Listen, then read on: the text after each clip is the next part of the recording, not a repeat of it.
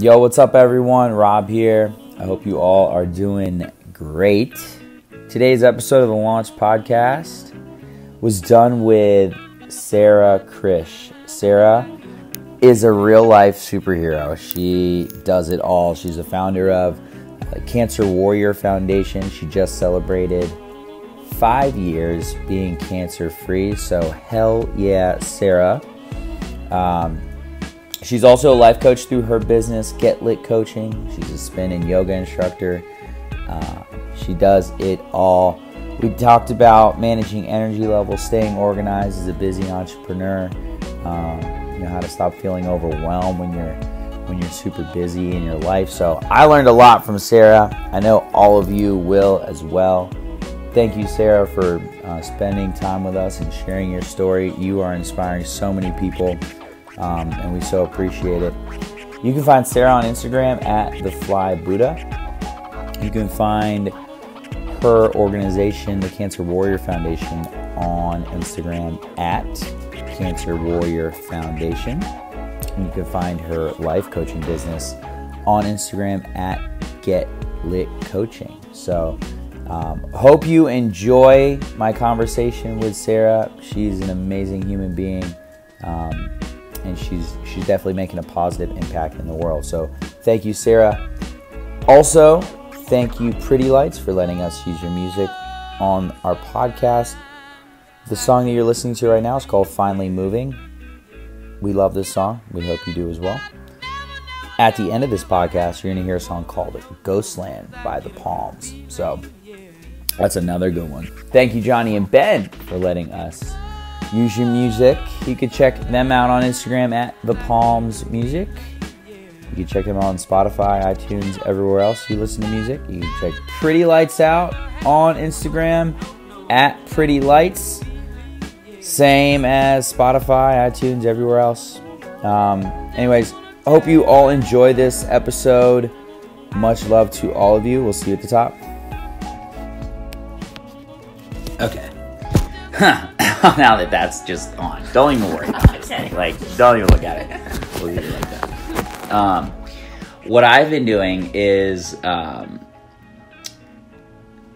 scheduling out my day in blocks, and then having this bucket of things that have to get done, and just plugging them into the spaces. But before, it's just I need a lot of space. I need to just see everything. That's right. If I could have a wall of just the calendar or the week, that would be amazing. How can you just create these walls that are calendar walls? I've had many poster boards on my wall before. Not using them as a calendar, but as a space just to write down everything that I need to do, because once it goes in here, and if I shut the book, then I don't think about it anymore. I know. Out of sight, out of mind. I know. So I always, except for today, because I cleaned up because you were coming. Thank you. This is always sitting out on the week. Do you bring this everywhere you go? Everywhere you go. Yoga class, it's coming in the car. Not in the class. Only when I'm going to work, going to a meeting, going anywhere. That's not just for fun. I take it because I don't put anything in my phone. It's not let me put it in my phone, let me transfer it. Preach. When the more that I don't have to have my nose in my phone, the happier I am. So I love this big You mean the dinosaur. anxiety machine? Exactly. Oh, this fucking thing. Yeah, so I take this. Do you review at the end of each day? Do you go into your day this is what I have today? Are you always putting stuff in there, or is there a time? And I'm selfishly asking these questions because I'm always trying to improve my systems. And by the looks of your planner, it looks like you got it figured out. Yeah. So I start it at the beginning of the week, and I put in everything that I know is happening, or there's already things in here from, a while back. So even I would put something here in the big calendar, September 8th, this thing's happening. But then I would flip to the week, start my dates, and then put 7 a.m., September 8th. This is what I'm doing. Oh. So that, because so many times I do these last minute coffee? Can you meet? Can you do this? Can you do this? And I really need to be able to go to this and say, okay, like, is that a good use of my time on that day? Because I have a tendency to squeeze something in no matter what, anywhere. And then I'm not showing up as my best self. I'm rushing. I'm not prepared for something. Yeah. So, yeah, absolutely. I use this like, this is my guide. God, I've tried the whole phone thing. I can't do it. It's like it automatically pulls all my calendars, like throws everything into these days. I don't even know what calendar I'm looking at. And then it throws in like Facebook birthdays. Exactly. And like, who is that? I don't even know this person. I know. So getting back to like the old school way of doing it is just... Now, do you also do you journal? Or is this? I have just about 5 of those. Nope. This is all. This is a touchy subject for me now. Yeah. So see the pink one down here. That's the journal. That's my notebook of creation. I won't look at it. You take a peek. It's okay.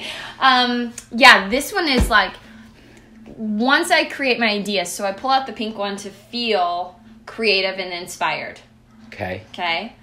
And then I have this next to me because I know that something's going to stick and I'm going to need to do something with that idea. Put it in my journal so that I can get a move on it. How do you stay structured but also go with the flow? Going with the flow has never been a strong characteristic of me. Okay, so you're more like... Or spontaneous. I'm not good at that. Really? Really. It's gotten better. What I used to say is if I didn't wake up knowing that thing was happening that day, it was a no.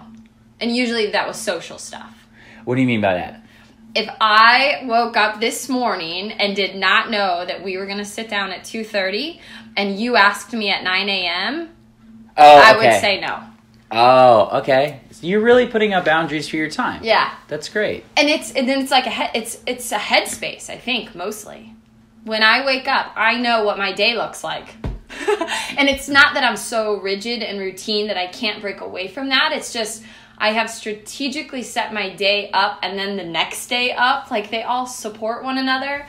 So like this last weekend, if I, on a whim, decide to go out and be social and let my hair down, then it messes up the course of the next few days sometimes, you know? So... Was that a spontaneous decision to go rock it? Yep, it was. I was in bed, text messaging, and I asked Julie, on a scale of 1 to 10, am I getting up and getting in the shower right now to get ready?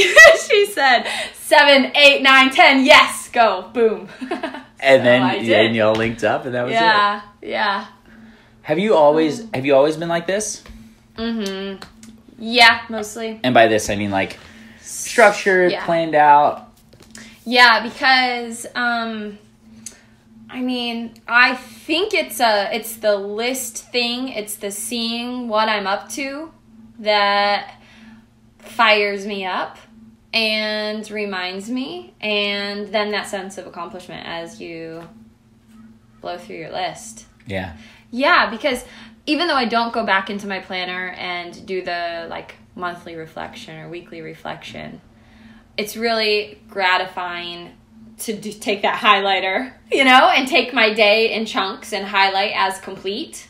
That makes me feel really, really good. How do you feel when you don't complete everything that you're set out to complete?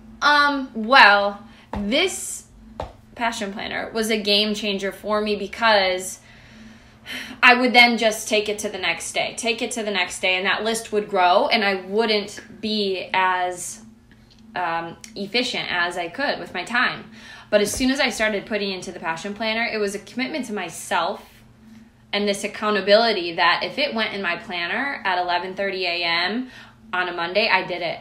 Hell yeah. Yeah, it really, and so every client that I work with... It's almost like you respected the planner. Absolutely. Every cancer warrior that I work with, everybody, I tell them, get the passion planner. Okay. Everybody. I'm literally going to buy one as soon as we stop It was talking. that successful for me. Great. Yeah, well, and like, I always, as we're creating, and entrepreneurs. I mean, I had lists and lists and lists of things that I knew I needed to do. But they just lived in this list grew. And it was on my radar because it was on this list. But as soon as I got this, the way that they say this month's focus, for example, I knew that for this month of March, I would focus on this umbrella of things, which meant, you know, A, B, C, D, and E from my list got to go down in March. So then I would put them into my weekly schedule. So I was crushing stuff more than I'd ever crushed it before. Hell yeah. So what are you crushing? What am I crushing? What are you crushing? Yeah. You do so much. Well, there's a piece of paper because I just had to write it all down the other day myself. But go grab it. Where is it? Yeah, it's right here. Everything is right here. Oh, this is the special cubby. Yeah, okay. This is the work cubby here. All right. So clipboard has become my new friend. So just throw that there. Do you know how official you look with a clipboard? Look, yeah, of course, right? And I went back to pencil. Because not erasable pen. Yeah, I mean life is not I mean even in here it's pencil in my planner. Although I adhere. But I don't know, that could just be if I mess up. I don't want it to look ugly. But I really I erased ample times here. Okay, so I have my hands in so many things and my mind in so many places that I had to sit down and say, who is Sara Krish? And what I am is Cancer Warrior Foundation. I'm the founder, I'm the coach, I'm the workshop lead, I'm the program director, I'm the marketing guru. You are super on and on and on. Okay. Then I'm a yoga and spin instructor. And what does that mean? You know, I create my playlist, I sequence, I actually teach in my drive time. Then it's, I'm a life coach, so I have clients, I write blogs, I want to do videos, and then I read a lot to get my mind going. And then there's this self-love part that I just giggled when I wrote it down, but I couldn't imagine not writing it down because I really feel like this is at least 50% of my life. I love that. Right? It's so important. Mm-hmm. So what this did, I broke it all down to all my tasks, and I penciled in about how many hours a week I spend on each. Mm-hmm. And then it came up to I work about a 40-hour work week. And the rest of it is spent in this self-love time, which is yoga and shopping and creating and coffee dates. So you really separate the yoga that you do from the yoga that you're teaching. Oh, yeah. Because I'm not moving when I'm teaching yoga. I'm leading, guiding. This might sound weird, but I don't feel like I'm so present and I'm so tapped in that it feels like someone else is talking and guiding and leading that I don't feel present, if that makes sense. Like, I get done with, and they're all in Shavasana, and I go, oh my gosh, like, how did an hour just pass by? You're like, where was I? Yeah, honestly, what did I just do? Yeah. So when I go into a yoga class, you know, like I just did at 12 o'clock, that is my time. I'm fully present to my body. I'm tapping in. The way that I say it is like I'm finally saying hello to me. And yoga is really the time that I get to do that because there's no cell phone, there's no distraction. Maybe some like things happening in the room with other people and stuff, but like I really stay so focused on. Like you got me falling over next to you. That breath work, Brad. I know, right? How long have you been doing yoga for? I started dabbling in yoga when I lived in Chicago and started working for Lululemon, and it was encouraged that we take all kinds of classes and instead of those individual workouts like I was used to doing, just hitting the gym. Mm-hmm. I was now taking classes with my coworkers, and I started doing yoga, spinning, everything under the sun.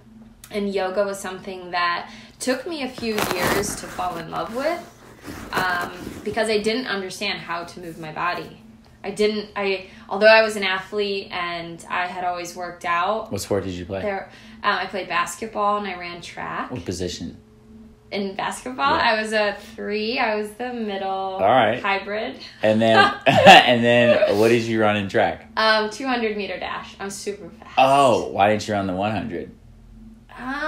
I probably because I picked up at 100 maybe. Yeah, all right. Slow to start. Yeah. Strong to finish. Did you ever run the 400? No, I just did 200 and then we did the relay. whatever that would be. Yeah, 4x2. Yes, Yeah. that. Yeah. Nice. Yeah, and we crushed it. My senior year for fun, I played soccer. Mm-hmm. No, my junior year, because it was For JV. the high school? Yeah. Uh-huh. It was JV, just for fun, and it was so much fun. I just got to, like, plow people down and run really fast. Hell yeah. I knew nothing about soccer. Were you participating in any sports in college? Just like maybe at like a club level, or were you doing like any sort of... No, well, when I was also a dancer, so there was always this constant pull between fully dedicating my life to be a ballerina or playing travel basketball. And okay, so I remember one time when I was in the parking lot in high school with my dad, and I had just come from ballet practice, and he was taking me to our AAU basketball practice, and I started crying. I was late. They knew I was going to be late, but like I was just going from one thing to the next, and I felt like I couldn't do either. Super awesome. So that was the first time that I felt pressure like that, and I was probably 15, 14. But that started a conversation about where do I want to spend my time, and I say unfortunately now, looking back, I chose the high school sport that all my girlfriends were a part of, versus the dance classes that were, 30 minutes from my home, and a whole set of, other people that I grew up with. I was danced since I was 2. Oh, so I made the choice to do basketball instead. And now that, like, if you were to ask me what that one thing is that I would do if I knew I couldn't fail, it would be to put ballet shoes on and be a ballerina. Yeah, do you do any of that now? So then I got into this because I was going to say, when I was in college, I took dance classes. I didn't play sports, but I took dance. I returned to ballet. And then, do you have... Now? No. I mean, I have a drawer that has my leotard, my ballet slippers. We gotta get you back out there. Uh-huh. Yeah. I feel like that'd be a lot of fun. I would do... Yeah. I say that it's a financial thing, but I was just having this conversation on Thursday with a buddy of mine. I have no idea how much dance classes are, so I've already just talked myself out of it, saying it's too expensive. And then it's like, oh, I'm so old. Where are the adult classes? But the biggest thing is, if I were to go back now, would I disappoint myself? Because I hold myself up so high as being a good dancer, a solid dancer. I mean, I got in toe shoes when I was 7, and it usually happened at 13. So I just want to hold on to that, like, beautiful vision of me being a rock star. Oh, you are still a rock star. You might look a little different now, but you're still a rock star. Yeah. Well, then the champions inside my head come and say, the way that I now do my yoga practice and the way that I am inside of my body so intimately, I'm sure that I would still crush it as a ballerina. I'm sure I could move myself even more graceful now than back in the day.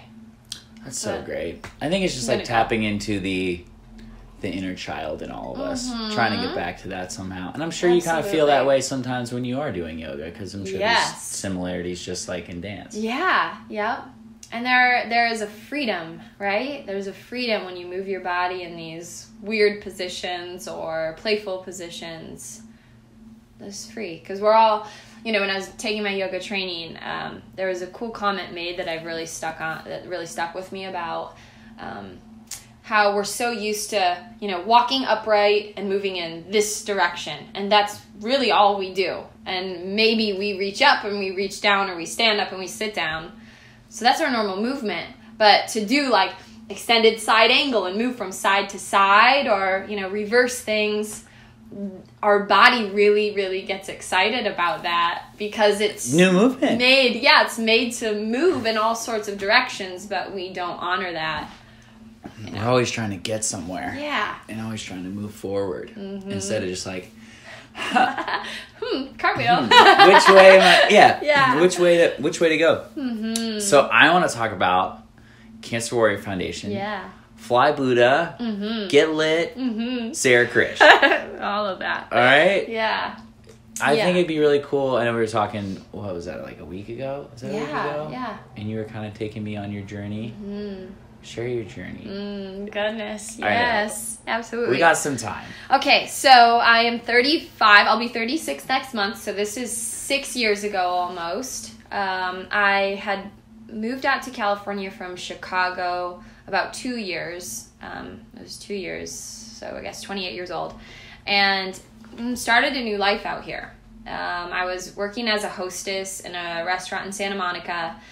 I let go of my salaried position, and I was working for Lululemon, and it was amazing. But it's like I just needed to kind of chuck everything and start fresh. So working as a hostess, still figuring out who I was as this independent woman, alone, as all my family was in Michigan and Chicago, and started dating someone, and we were about 2 months in, and I had this strong internal feeling that something was not right inside of me, like that.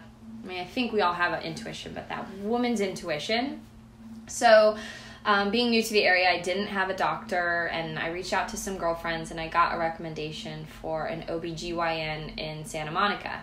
And I told her what was concerning me, and she ended up doing a biopsy, and she found some cells that she didn't like, but she said, no worries, we'll just keep a watch, and you're fine, go home, go about your life.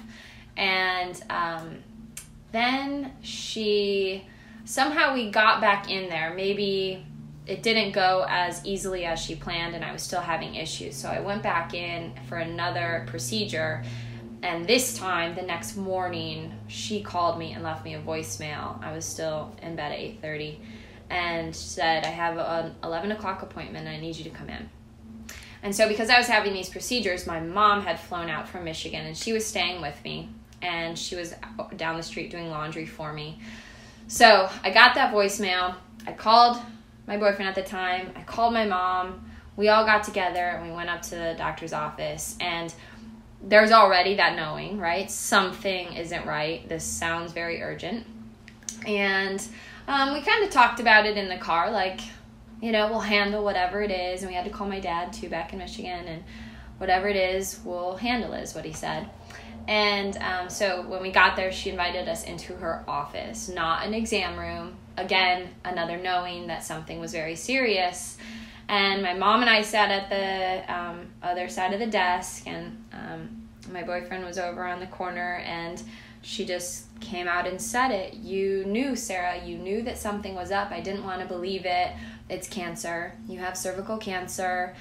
She went straight into a lot of scientific jargon. My mom was amazing and absorbed all that she could, but we were all in a great deal of shock and disbelief. I felt amazing. That's the nuts part of it, is that... Wait, so when you say you have this inner knowing, you just could tell something was off, but you still felt good? Yeah. Physically, I felt incredible, but there were things with the woman's cycle and stuff that just weren't right, okay. So I knew that part was off. But on paper, everything, I was so healthy. And so that conversation, the pieces of that conversation I remember were... It's cervical cancer, and it tends to be contained, so we will hope for the best, and that you just have to get a little portion of your cervix removed. Now, worst case is that it's spread, or the margins are, they're not ideal for the doctors, and they'll want to take out the surrounding areas as well. So brace yourself for a full hysterectomy, which would mean no uterus, no cervix, no carrying your child, no having your child. So that is what I clung on to. I remember thinking two things when I left there. One, where else is it? And two, I would not be able to be a mom. So the worst case scenario. Yeah. So right away I started grieving that mom piece and scared out of my mind. And then it's blood work and PET scans and MRIs and a whole bunch of stuff. And then meeting with a ton of oncologists, both here and back home. It's very important, to choose a doctor and a team that you feel connected with. So being new to all of it, we met recommendations, and then we finally picked a doctor. And this doctor told me about fertility preservation. And this was 6 years ago, where that was not a conversation. Fertility centers are now everywhere, and every woman in every coffee shop or yoga class is talking about freezing her eggs. But 6 years ago, it was so taboo. No one was talking about it. And all I thought about when I heard those words was that it was something glamorous, like something that people with a ton of money do, you know. So that they can establish their career and like do that. Yeah. Never associated it with disease and, you know, giving hope and things like that. So decided that in October, so this was July of 2012, so we decided October was the longest I could go before the doctor, he didn't want to wait much longer than that. So I knew that I had about 3 months to go see a fertility center, learn more about that process, and then figure out if that was something I wanted to do. So this is where like one of the beautiful seeds is planted here in my journey. I went to Southern California Reproductive Center in Beverly Hills, had a conversation with Dr. Suri there, one of the head doctors, and I remember all this stuff was just spinning in my mind, and I think I cried the entire time because I just still wasn't fully accepting of the fact that this was being taken away from me. But to hear that there was something that could be done to save the possibility gave me this tiny ray of hope that shifted my cancer journey moving forward. So heard how expensive this was going to be and went home and sat on it for 48 hours thinking, I can't do this. There's no way. This is crazy. This is just not in the cards for me. And again, I'd already spent a few weeks like grieving, so it was already in my mind that it wasn't for me. But then those who loved me shook me and said, give yourself the chance. We'll all get together. We'll make it happen. So we put it on credit cards and we made it happen, and ended up freezing 18 eggs. Hell yeah. Yeah, which is insane, I hear. Awesome. And then that was like a 1.5 month journey, which was really neat because it consisted of like shots in the belly every day and ultrasounds and things that just got my mind thinking about a future when cancer was done, when I was healthy, and I would be a mom. How important do you think that was in getting through it, just having something to keep going for? Absolutely life-changing. And so I'll go back to this, but when I was midway through my treatment and started to think about life after cancer, I knew that I needed to help women, young women who were getting this diagnosis, know that they had an option of freezing their eggs or preserving their embryos, whatever they wanted to do, because it did change my outlook. It gave me that little bit of hope that said there will be someday. Mm-hmm. So huge game changer, yes. So then surgery was done back in Michigan, and I was in the hospital for about 7 to 9 days. I think it was 9 days. There was a little bit of complication, just like they fill your belly with gas to get in there and do the surgery. And so it was like way out here. It was so bizarre and it wouldn't go down, and I had to walk every day and I was so uncomfortable. But anyway, I got out of there and went back to Chicago to be with my family for a few weeks. And I remember just being so impatient. Like physically my body was healing, although it was very uncomfortable. I felt just like I could do anything. And already at that moment, which I laugh about now, and all my cancer warriors say the same thing, I was so far from being ready to move, to get after life again. But at like 2 weeks after surgery, I thought I was ready. I was so far from being ready. Mentally and physically, emotionally, all that. So the impatience kicks in very quickly, and I come back to California ready to like get back after life, and started chemo and radiation, and that was 6 weeks of hell. How'd you get through that? I really went dormant. And that, I think, is just what needs to happen when you're going through something so taxing is that you just kind of shut down to the external world and you go inside and it's like a cocoon is how I describe it now. Like I went into this cocoon that was all about me healing and getting the cancer out of my body, and then I had to rebuild from that space of like nothingness. Mm-hmm. And my boyfriend was my like sole caretaker. I was living with him. He was taking me Monday through Friday to my treatments. So to have that support was awesome. And then I think toward the tail end, I was finally ready to reach out to the cancer community and start attending support groups. But it's interesting. You feel so alone, but it almost feels like too much to go be around other people with cancer. So it's different for each of us, but many cancer warriors I've heard wait for like a year after treatment to seek support. It's very bizarre, but... but you were getting support from your family and everyone else. Yeah, but I really pushed everyone You out. just wanted to be alone. Uh-huh. Mm-hmm. Because for me, I had nothing to give. So right. Why do you want to be around me? Right. You know? Yeah. Like, and girlfriends would come over and bring soup or something to eat and want to sit. They were still calling me to like go out and have a drink or party. They didn't understand how depleted I was, mind, body, and soul. Through what? Through 6 weeks? all of it, yeah, Mm-hmm. and then after. But I mean, like in the middle of treatment, you just no one gets it. Mm-hmm. And then so halfway through is when I forced myself to walk out to this coffee shop, Java Man in Hermosa Beach, and I sat down with a brand new journal and I started writing about one day when I would be whole again, feel whole again and healthy, what I wanted to do with my journey. You know, why did I have cancer? Why was I in this dark space? What was the light for me? And how can I help other women maybe go through it a little bit shorter, you know, than me? Just shorten the learning curve? Yeah. Yeah. I love how you said that the other day. You said cancer was a gift to you. It was. That's great. Yeah. And I don't remember ever having any anger, ever. But I only think that it's been in the last maybe 2 years where I've really said thank you. Like, wholeheartedly thank you. Mm-hmm. Because now you're seeing what it's done to your life. Yeah. And all the other lives you're impacting, I'm sure. Yeah.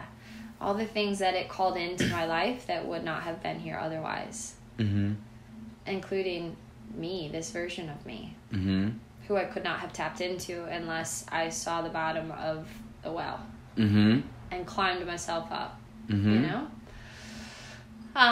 So when treatment was all over, I started just focusing on what brings me pleasure, what can make me happy, how can I find joy and brighten my light, because I was so dim. And I got back into yoga, I got back into spinning, little by little, and that physical power helped like catapult me into some mental power, and I decided to host a really awesome yoga party in honor of cancer warriors about 2 years out.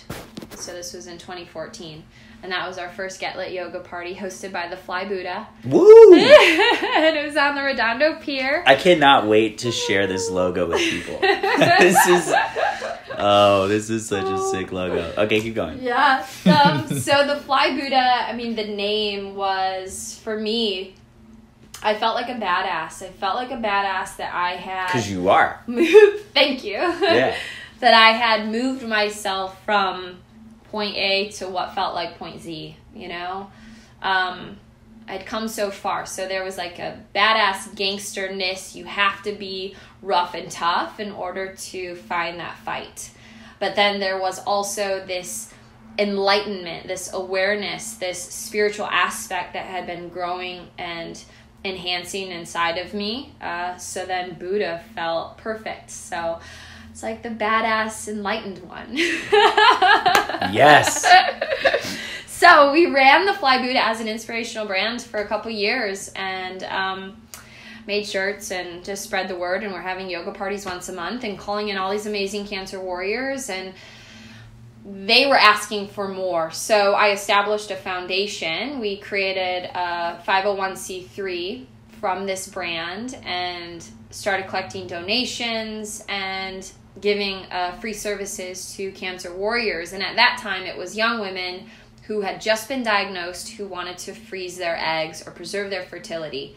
We had a great setup with the fertility center that I had gone through so that I could send all our women there. They got an amazing discount. They got treated so well and very quickly because they understood the urgency. And then I was there to mentor them through the process. Yes. Mm-hmm. That feels so good. Yeah.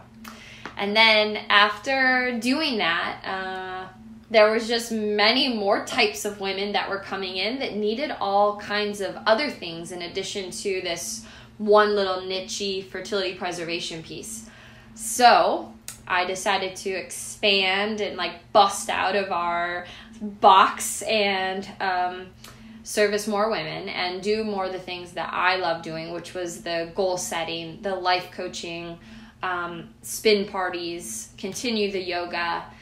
So we rebranded, renamed ourselves in 2016. So that's when we became the Cancer Warrior Foundation, and started treating women 25 to 45-ish who were looking to add more light into their life during cancer. And not during cancer necessarily. They had just had cancer at some point in their life, and they were looking for more support. Because what's a common theme with all of us is that we know that we're supposed to be up to something big. We feel that calling. We don't always know how to navigate it or make our way to it. So that's what my work is with my warriors. And we have 50 Cancer Warrior members now. I'm sure that's such a nice, tight-knit community. Mm-hmm. It's beautiful. Once a month we get together and we have our warrior workshop. Uh-huh. Anytime someone is looking for something, I'm able to connect the cancer warriors. So it's not just me coaching and mentoring. They're also doing peer support. And it's just every time we get together, you always hear, God, it's so great to hear that you're going through that too. I thought I was all alone in it. Mm-hmm. And that's why, I think that's why we exist. Is I have to remind, I was just having this conversation last week with one of the women, telling her that the sheer fact that she's here after having childhood cancer is so inspirational to so many people. And that had just gone straight over her head. She didn't allow that to be in her heart, but she saw it. We survived. We're here, and that makes us something that another cancer warrior or someone going through a challenge who can see our light say, oh God, I can get there too then. Yeah. It sounds like just a group of badasses. Yeah, pretty much. That's so great. What's been the toughest part for you in growing that and getting to where you are right now? Yeah. On a personal note, a tough part is making sure that I do my self-love, right? That I take care of myself, because our conversations on a weekly basis can be extremely heavy. I signed up very consciously to be the role of a cancer survivor or a woman with cancer every single moment of every single day. People, sometimes when shit hits the fan, they want to slam the door on it and they move onward from it, right? But every day I face it. Every day I'm reminded that I had cancer. Every day I'm reminded of my own darkness. When these women talk, my mind goes straight back to those memories in that moment. So that's hard. But then I also have to remember to do my yoga, do my meditation, do my reading, do my walks, so that I stay on a higher vibration and not allow myself to go backwards, right? Yeah. So that's the soul stuff. Uh-huh. But then, of course, when you feel so passionate about your dream and your vision, enrolling other people. I never, ever, ever want this to exist if it has to be a fight for me. I feel always that if I put something out into the universe and people say yes to it, then that's how it goes. If I put something out into the universe and I don't get any yeses, then I let it go and I move on, right? Because then no one needed it. So, okay.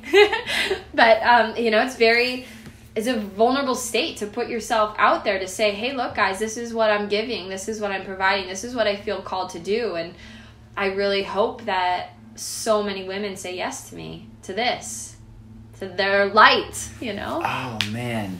That's so great. You're doing really great work. Thank you. Thank you. That's really awesome.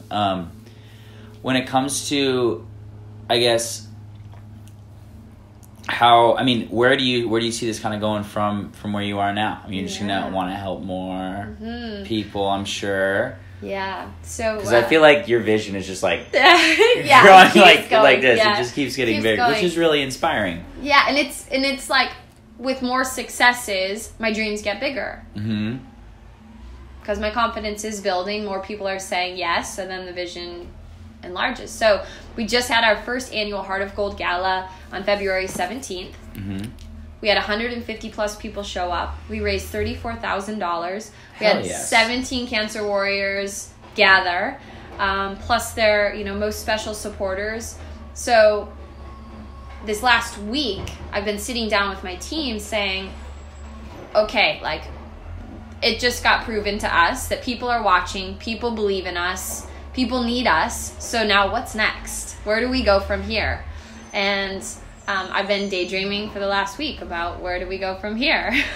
So where we go from here, I see this in different cities. I don't want to just be LA based. I already have Cancer Warrior members signing up on our website from East Coast, Midwest, Texas, Canada, because I still do the weekly phone calls with them. I tried some like Skype type dates online where we could have groups of cancer warriors together so that everyone can feel part of this community, but it's not strong enough. It's not my vision. I want like tight-knit communities. So we're going to get ambassadors, cancer warrior ambassadors in all these big cities, and then they'll host their yoga parties. They'll host their monthly warrior workshops. Yes, so we're going places.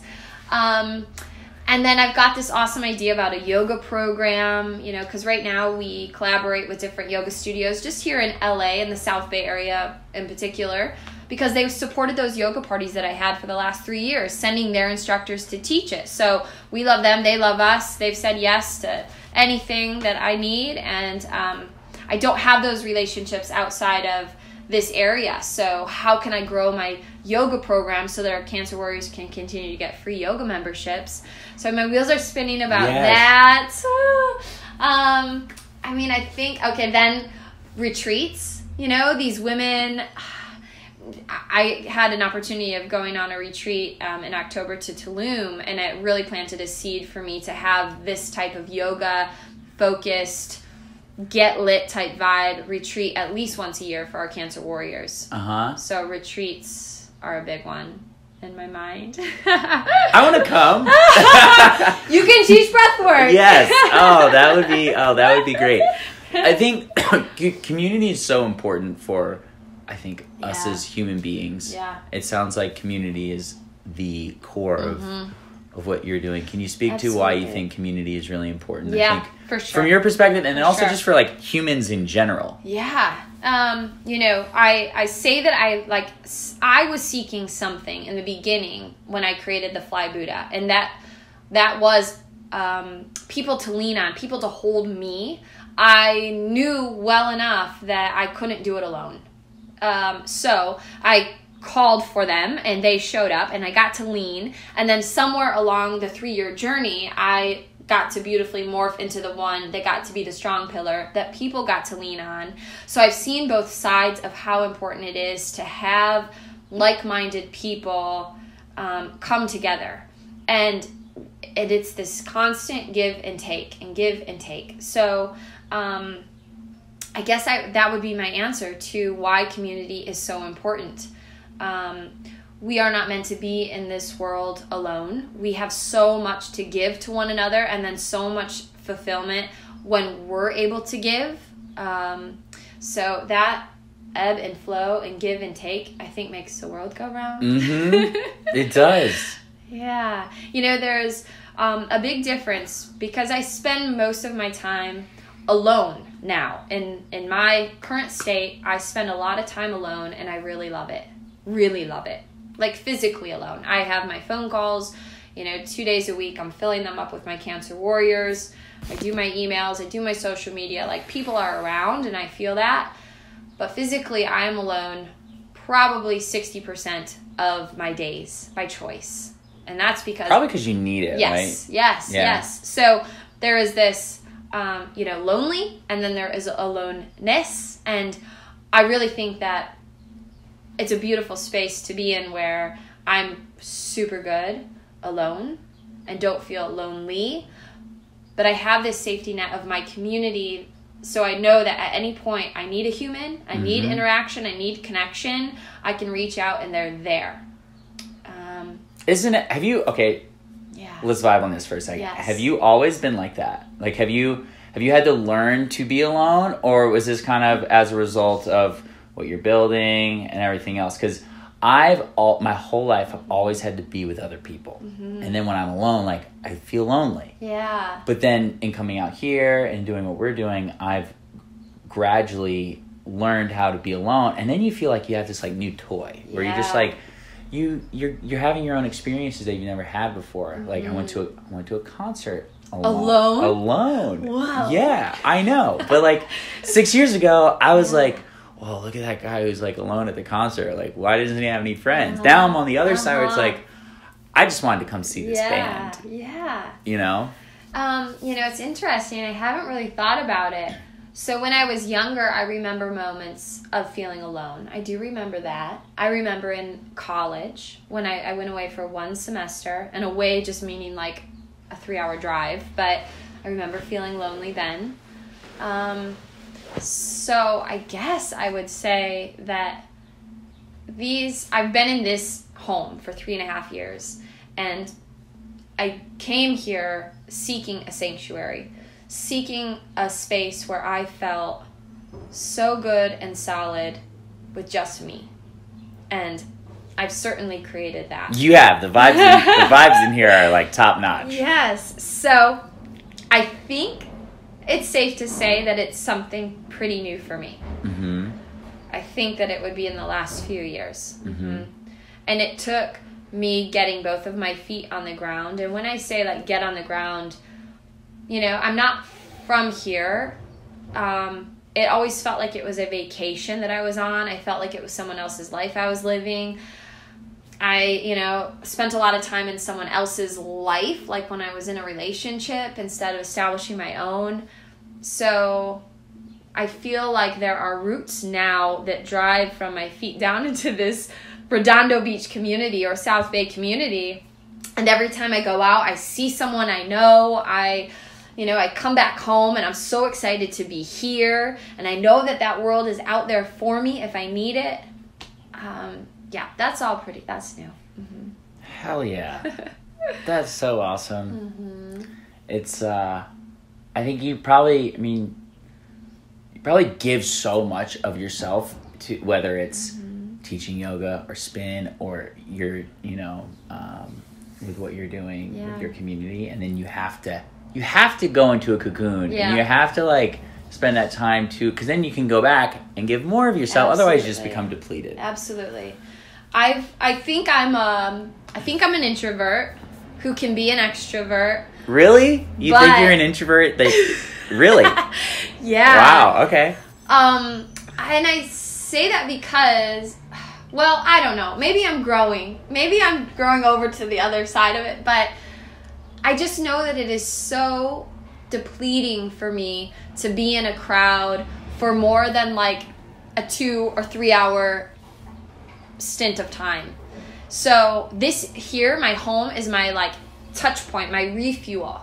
I, can run 7 errands, but I'm coming home after each errand every time throughout the day.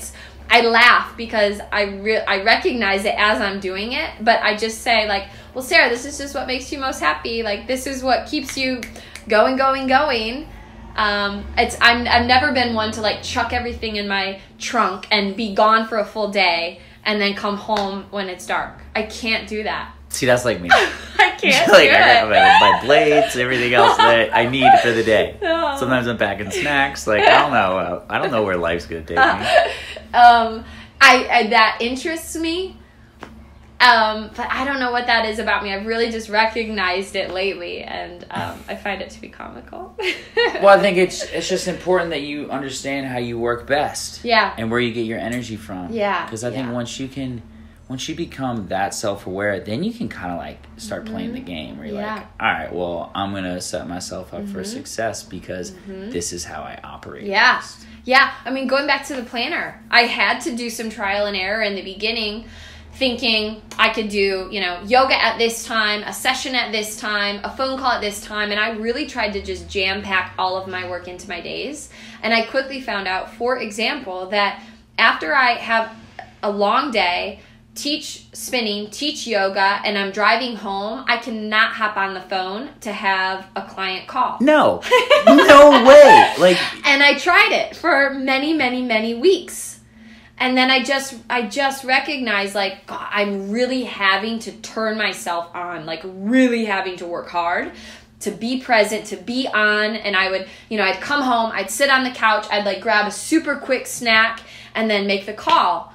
And I could feel myself like fighting because I wanted to just shut off. So trial and error for sure.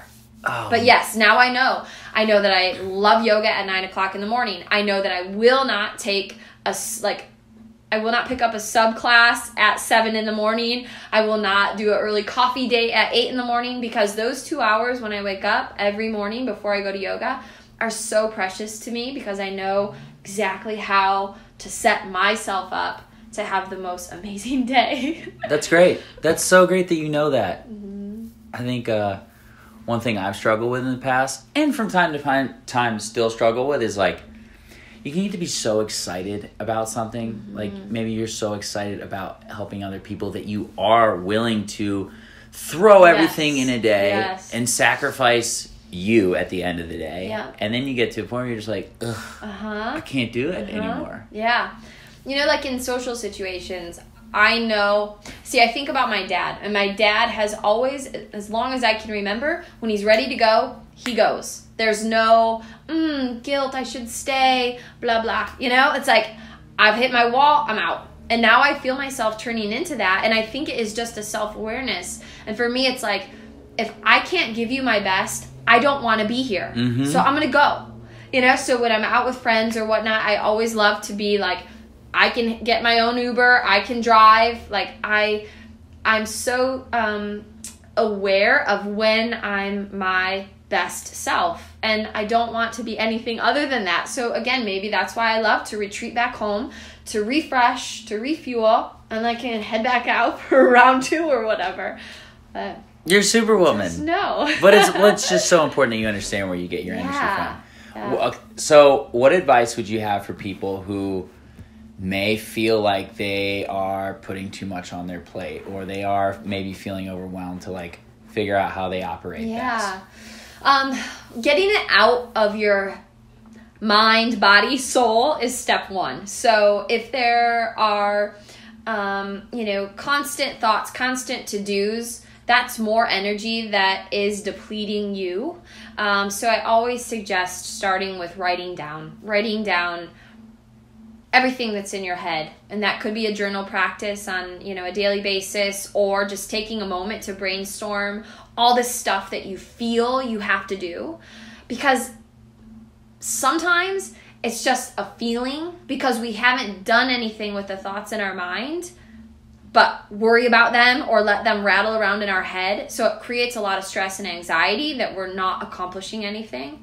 So if you jot it down on paper, then you can begin to stare at it and create strategy about it and plan it, tackle it, accomplish it, be done with it. Yeah. Like, you can't deal with stuff when it's just floating around in your head. That's what I would suggest.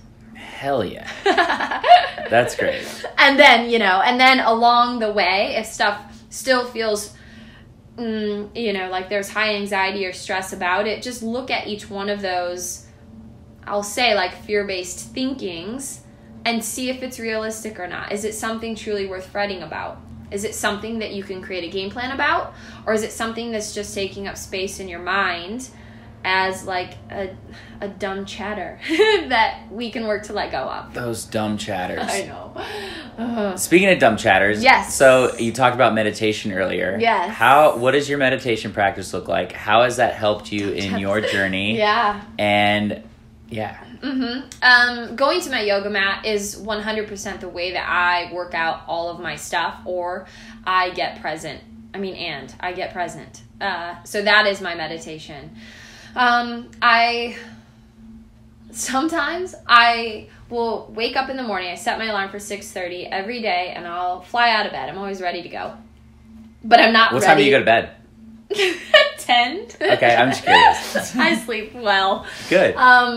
It's important. It's so important. Yeah. I feel incredible.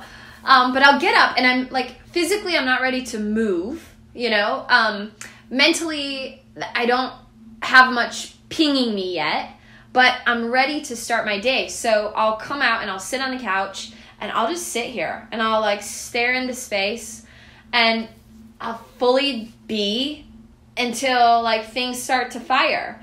And that's a really solid contemplation time for me, where like I can sit in silence with myself for a long period of time. Good. Eyes open, Good. I'm fully just Yeah. I'm a total observer, which many of my friends have commented on. I'm always just taking in my world. Always. Good. So I think I just You should sit be. here. This is one, and then my yoga mat is the other. Good. That would be mine. Yeah. I think it's so important that we as human beings take time to pause. Yes. Well, however you do it. Yes. Yeah. Whether that's getting on the yoga mat, whether it's sitting and breathing, whether it's, even if it's like just, I always say this, just like mindfully listening to music. Where you're like just listening to music. Yeah. Yeah, there are many feels that now come with me listening to music that I didn't have before. Maybe it's because I'm teaching now, but I feel music in such a different way now. I used to just drive in silence. I never would turn music on here, but now I do feel it, so I get what you mean. Really? You never turn music on? I could see like blasting music, now, dancing man, around. now the Fly Buddha, she's gangster. Yes. You said something. Oh, the pause. I think it's the Untethered Soul that talks about the art of the pause. Yes, it is. So I feel like it's the pregnant the pause. Is that? Ooh. Am I getting it? That might be another. That could be another book. I mean, I know that there's a lot of conversation about the pause and the power of stillness. Yeah, the pause, which has been a great tool for me, and then I share as often as I see applicable. Those thoughts, the chatter, when they come into our mind, if you can just take a moment to step back and like watch them like a slideshow, which is your meditation, right? Watch them as a slideshow instead of reacting on them. Like for me, that is the art of pause right there. That's so powerful, because then instead of taking action on some crummy thought in our mind that is driven by fear or your ego or whatnot, you're stepping back and you're really seeing it for as little worth as it is. Did you... how do I ask this question? I'm sure the mental chatter in your head going through your chemo had to be bananas. Oh, yeah. Like, how did you deal with that? And what advice would you have for people that might be going through something similar? Okay, it's neat that you asked this question, because I remember so vividly going through chemo. So you spend 3 hours in a chair with toxic stuff going through your veins, and then I was standing in the aisle of Whole Foods. And I had this, it was a conundrum. It was like, what am I doing? Why am I going to spend so much money on all this organic, natural, clean food when I just pumped the grossest stuff through my body to kill all this good and bad? So that was it was just a shock to the system. I think that's when it really hit me, what I was going through and how bizarre it was, because it didn't fit my lifestyle at all, but I had to get rid of this stuff. So, while I was going through my treatment and the chatter was happening, I couldn't do yoga. I couldn't be around my friends. I couldn't be social. I don't think I have tools at that time in my life. I could now say what I do and what would have helped me, but the reality of it was I was so dark that all my tools couldn't have happened. What saved me is the belief and the faith, that like deep hope that just came from whether it's my family, my supporters, my spirituality, but that was the thing that said just one day at a time. And we truly, like my family and I talked about that. Like, don't think about 5 years from now. Don't think about a year from now. Think about tomorrow and putting one foot in front of the other. It got down to that simple of a way of living. And you live that way now, I'm sure. Yeah. Uh-huh. Yeah. Uh-huh. Yep. Yeah. I mean, when I was sick, it was a lot of sleeping. It was a lot of just, I mean, the chatter was fear. It was all fear. Mm-hmm. And knowing that I was going to do chemo and do radiation and that I had surgery, there was that hope that said, you're getting rid of it. This will be done. This too shall pass. I think that was probably just my mantra, is like the one day at a time and this too shall pass. That's what I had to hang on to. That's great. So wild. That's so great. I know, that's so great. I think we should end on that note. Okay, beautiful. That was really great. Last question. How can we help you best? In the Cancer Warrior Foundation, I'm really working to share our Get Lit message throughout the world. So I want everyone to know that the services we provide, these mind, body, soul services, are free to our cancer warriors, and that is our soul main beautiful purpose. But these things are also available to everybody. So they're available to our community of supporters as well. And what's available is like upcoming yoga parties, spin parties, goal setting workshops, me as a life coach, So I really want everyone to come to the Cancer Warrior Foundation on Instagram, on Facebook, follow us, and join in on our Get Lit movement. Hell yeah. I'll be there. Thank you. Thank you so much. You're welcome. Thank you. That was really great.